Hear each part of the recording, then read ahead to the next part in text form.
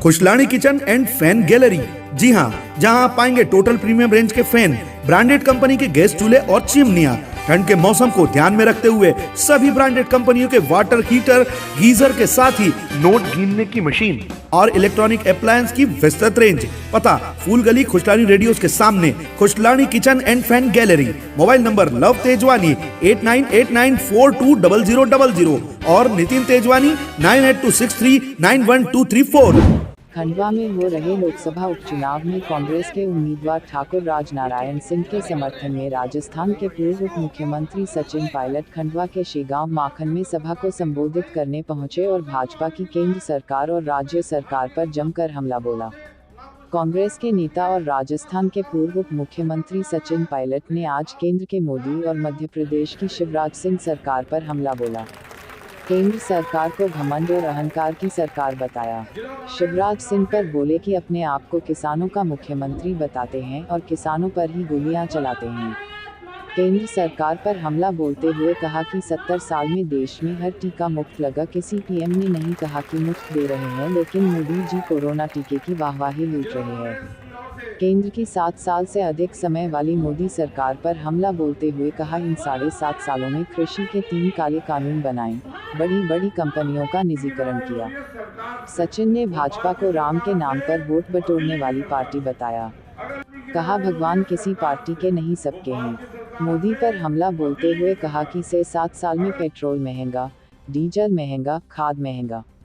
किसानों की आय दुगनी करने वाली केंद्र सरकार ने लागत दुगनी कर दी। सचिन पायलट ने कहा कि उपचुनाव से सत्ता परिवर्तन नहीं होता, लेकिन सरकारों के कामों का लेखा जोखा मतों के जरिए दिखाई देता है। पायलट ने सच्चाई और विकास के नाम पर अपने प्रत्याशी राजनारायण सिंह को जिताने की अपील की।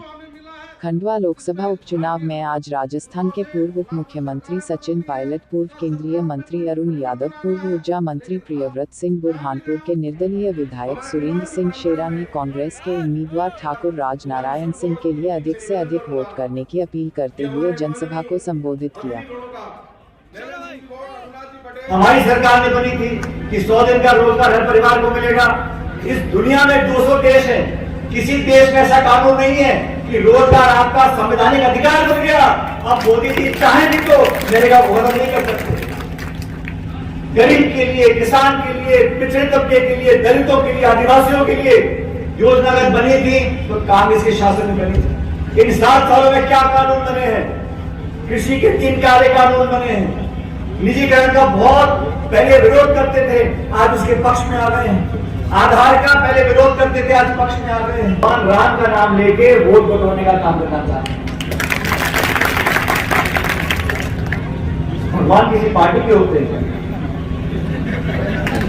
भगवान सबके हैं, सब धर्मों के हैं, सब जनता के हैं। 140 करोड़ का मुल्क है, 5000 साल पुराना हमारा इतिहास है। अरे पार्टी आगे चली जाएंगी, सरकारें बनती है, बिगड़ती हैं, लेकिन आपस का प्रेम, भाईचारा, मानवता, एक दूसरे को मदद करने की जो हमारे मन में शिक्षा रहती है, वो सबसे बड़ी पूंजी है। लोगों को लड़ाना साथियों बहुत आसान है। लोगों में झगड़ा कराना, बिरादरी के नाम पर, जाति के नाम पर, धर्म के नाम पर, गोत्रों के नाम पर झगड़ा कराना एक तरह का काम है। लेकिन लोगों को समझाना, लोगों को जोड़कर रखना, प्यार, मोहब्बत, प्रेम, भाईचारे की बात करना, इस देश को एकजुट रखना। हमारे भाजपा के बड़े बड़े नेता काम को कुछ डिलीवर का करते नहीं, और 1-2 लाइन ऐसी बोल जाते हैं कि लोग आपस में सोचते हैं कि ये कौन धर्म का है, कौन जाति का है, कौन बिरादरी का है। अरे 36 कौन इस देश की है, चारों धर्म इस देश के, हम सब साथ मिलकर आगे बढ़ेंगे। आज राजनारायण सिंह जी को यहाँ पार्टी ने टिकट दिया है, अरुण यादव जी के भरोसे पर दिया है, इस क्षेत्र की जनता के भरोसे पर दिया है, आपके भरोसे पर दिया है। हम सब आपसे सामूहिक रूप से आगे करने के लिए आए हैं। इस लोकसभा के उपचुनाव में आप कांग्रेस पार्टी जिताकर भेजो, ताकि दिल्ली में शासन करने वाले लोग, उनकी भी आंख खुलेगी, वो देखेगी कि जनता की नासक पैसे वाले लोग थे, सब विदेशों में जा रहे हैं, पलायन लोग कर रहे हैं, पढ़े लिखे लोग, और गरीब और किसान पर जो उम्मीदों का उन्होंने सपना और जाल बिछाया था, आज वो तार तार हो रहा है। इसलिए लोगों को सचेत करने के लिए ये कुंभकर्ण की नींद जो सो रहे हैं बैठे बैठे लोग भोपाल दिल्ली में, इनको बताना पड़ेगा कि आप जनता के लिए काम करो। लचीले भाषण से काम नहीं चलेगा, नारों से काम नहीं चलेगा, झूठी बातों से काम नहीं चलेगा। जनता के प्रति आपके संतुलन में दर्द है तो जनता से संवाद करो, ये कृषि कानून वापस करो, इस क्षेत्र की जनता को यहाँ पर बांध का पानी पिलाओ, नहर का पानी पिले, सिंचाई हो, तभी क्षेत्र का विकास होगा। एक संदेश जाएगा जो अपार महंगाई हो गई है, जो लगातार इस सरकार ने किसानों की अनदेखी करी है, कृषि के 3 काले कानून बनाए हैं, उनको वापस ना लेना जिद और अहंकार का परिचय है। इसलिए कांग्रेस पार्टी के अध्यक्ष सोनिया गांधी जी ने, राहुल जी ने, प्रियंका जी ने बीड़ा उठाया है कि जनता की आवाज़ हम लेकर आगे बढ़ेंगे। अपार महंगाई हो गई है, पेट्रोल डीजल देसी घी से महंगा हो गया है, 900 का पार हो गया है गैस का सिलेंडर। कोई जिम्मेदारी लेने को तैयार नहीं है।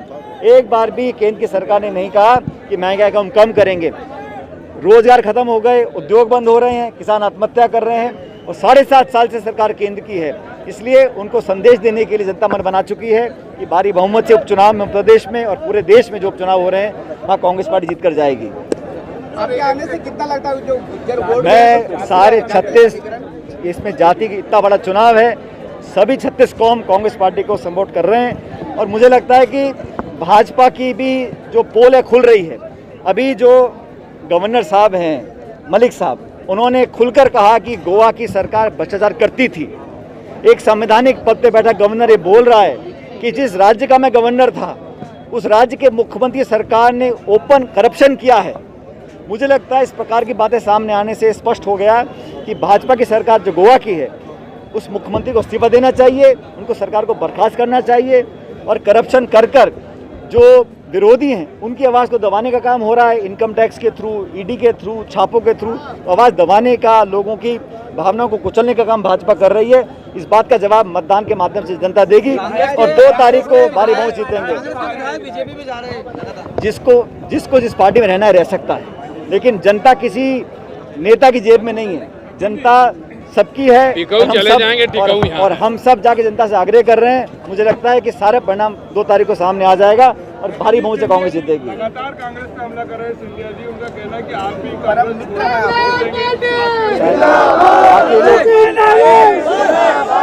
मैं तो हर व्यक्ति को, नेता को ये छूट है कि अपनी पार्टी की बात करे, लेकिन मैं इतना कहना चाहता हूँ कि राष्ट्रीय स्तर पर भारतीय जनता पार्टी को अगर कोई चुनौती दे सकता है तो कांग्रेस पार्टी दे सकती है और कांग्रेस पार्टी ऐसा दल है जो राष्ट्रीय स्तर पर भाजपा को मात भी देगी। आने वाले चुनाव में आप देखिएगा परिणाम कांग्रेस के पक्ष में आएंगे। आगे कांग्रेस का प्रियंका गांधी के नेतृत्व में बढ़ेंगी या राहुल गांधी के?